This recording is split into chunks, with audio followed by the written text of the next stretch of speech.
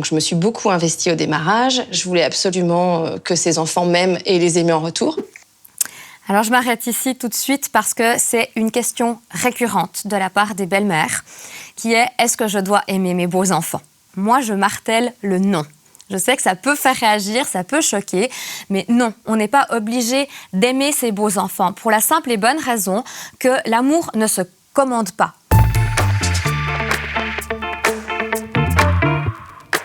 J'ai souvent dit à ma belle-fille, en fait, tu n'es pas obligée de m'aimer, et moi non plus. Exactement. Mais par contre, tu me dois le respect et inversement.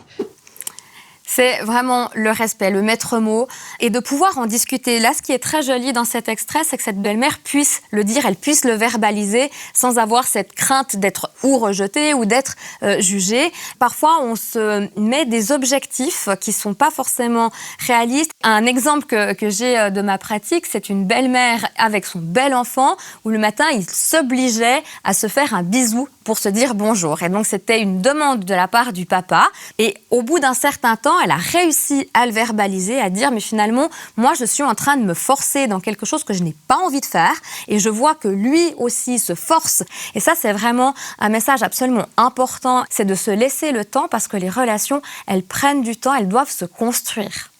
Alors, on passe aux deux. Les premières années, ça a duré longtemps, ma belle-fille, pour elle, je n'existais pas. Je n'existais pas. C'est-à-dire que, par exemple, j'étais dans la cuisine, si elle avait soif, qu'elle voulait un verre d'eau, elle allait appeler son père qui était à l'autre bout de l'appartement pour avoir son verre d'eau. Et ça a été très compliqué d'être considérée comme un meuble pendant toutes ces années. Ça, c'est quelque chose que j'aime beaucoup transmettre aux familles recomposées. Pour éviter justement les conflits au sein du foyer, c'est de définir les règles de la maison. Ce ne sont pas les règles de papa ou les règles de belle-maman qui pourraient venir engendrer des conflits ou des tensions au sein de la famille recomposée. C'est vraiment de définir les règles du foyer. Évidemment, la belle-mère n'a pas de droit légal, de droit officiel sur l'enfant, mais il y a des choses du quotidien qu'elle va devoir gérer à partir du moment où ils vivent tous sous le même toit. Est-ce qu'il doit finir son assiette? Est-ce que l'enfant doit passer l'aspirateur dans sa chambre? Ce genre de petites choses, on a l'impression que ce sont des détails. Et puis, c'est ce qui fait qu'on arrive finalement à des tensions assez importantes au sein du foyer recomposé. Et donc, il est absolument impératif de pouvoir positionner la belle-mère comme adulte référent au sein du foyer. Ça, c'est le rôle des pères. Et est-ce que tu as l'impression que la société traite de la même manière les beaux-pères et les belles-mères? Bien sûr que non. Moi, j'ai l'impression que quand j'explique ce que je fais, je suis un super-héros. Il manque plus que la cape. Ok, non. Moi, j'estime que je contribue au foyer auquel j'appartiens. Mais force est de constater que la société attend qu'une femme le fasse, absolument, et le fasse comme il faut, et elle a les yeux rivés sur elle. Et un homme, s'il le fait, c'est cool. Mais oui, toujours ce déséquilibre que je constate et qui me fait beaucoup de peine parce que je vois beaucoup de mères en souffrance, de belles-mères en souffrance. Oui, alors beau-père, belle-mère, 2 salles, 2 ambiances. Le beau-père, c'est le bon copain qui est là, qui éventuellement joue au foot de temps en temps.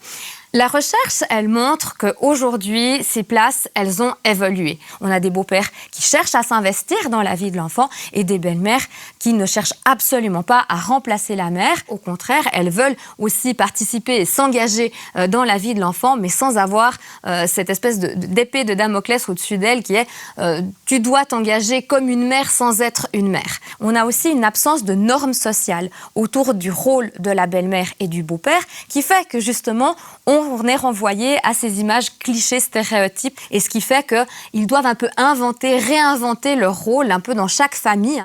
Quand je rencontre les femmes aujourd'hui, notamment à travers les groupes de parole, j'entends les mêmes choses qu'il y a 30 ans. C'est-à-dire que ça n'a pas évolué, ça n'a pas bougé, la place et l'image qu'on a est toujours aussi négative, qu'on n'a pas réussi à trouver une nouvelle façon de vivre ensemble, de s'adapter à ces nouveaux modes familiaux, et finalement de trouver un juste équilibre entre les uns et les autres.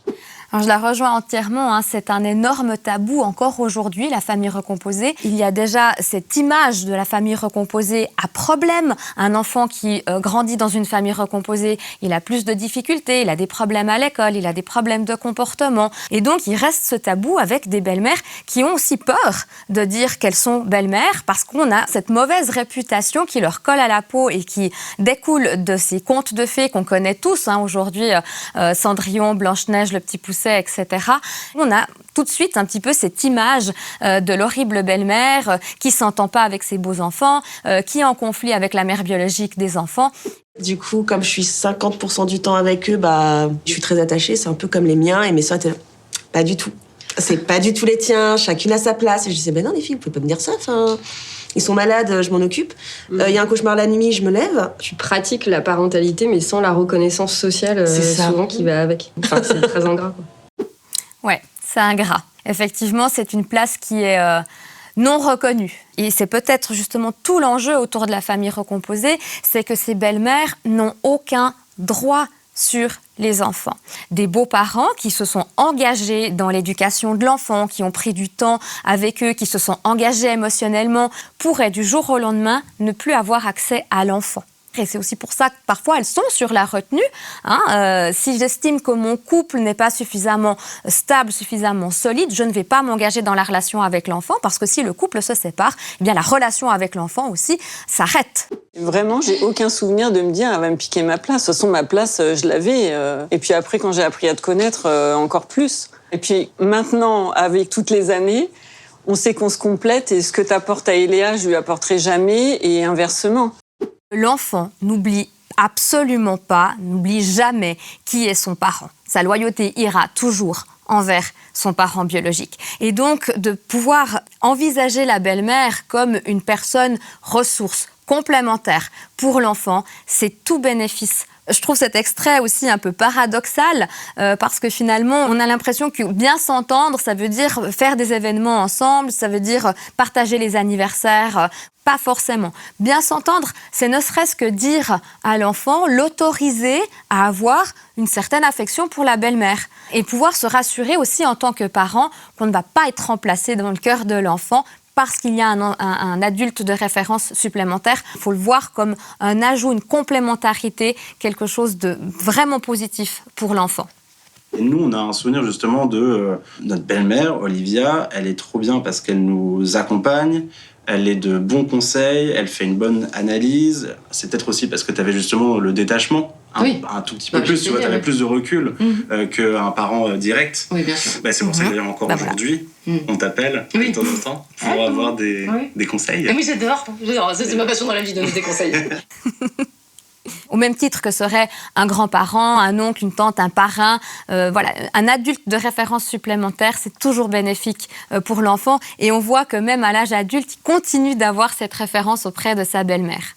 Et je trouve que c'est une très jolie image de la place que peut prendre un beau-parent dans la famille recomposée. Moi, je ne savais pas si je voulais avoir des enfants. Je n'en aurais sans doute pas de mon utérus à moi, parce que voilà, la vie est comme ça.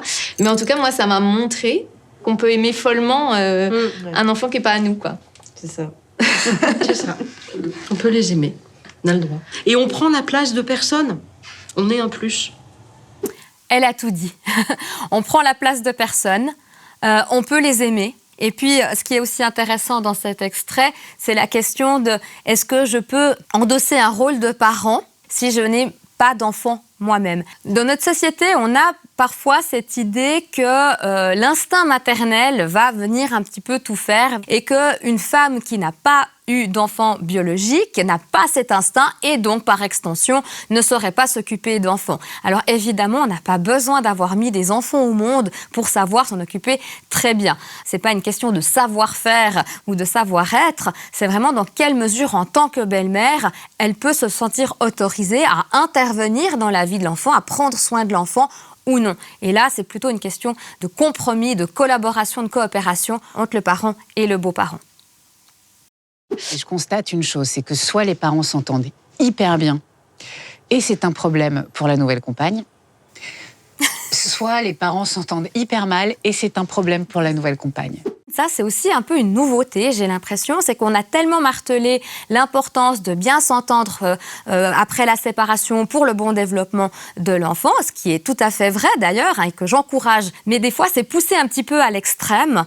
J'ai vu des parents qui avaient l'habitude d'aller au ski chaque hiver ensemble et post-séparation continuaient de partir une semaine au ski avec l'ex-conjoint. Alors évidemment que pour le beau-parent, c'est extrêmement questionnant. Mais c'est aussi un peu confusionnant pour l'enfant parce que finalement, les parents sont séparés. Il faut trouver un petit peu le juste milieu. Quand je vois le titre du documentaire, je trouve un petit peu dommage d'utiliser le terme empoisonné, qui tout de suite fait référence à la pomme empoisonnée dans Blanche-Neige. Je me dis, ça y est, on repart dans le mythe comme ça de l'horrible belle-mère, qui est assez péjoratif et qui laisse penser que finalement c'est une place qui va être de toute manière difficile. C'est peut-être ce qui manque un petit peu dans ce reportage, c'est plus de nuances. C'est pas forcément une place empoisonnée, c'est pas forcément une place absolument merveilleuse. Finalement, toute la subtilité de la famille recomposée, c'est que, en l'absence de normes sociales autour de ce rôle, chacune va devoir inventer sa place, et ça prend du temps. Généralement, on estime qu'il faut en tout cas 2 ans de vie commune pour que la famille recomposée trouve sa stabilité.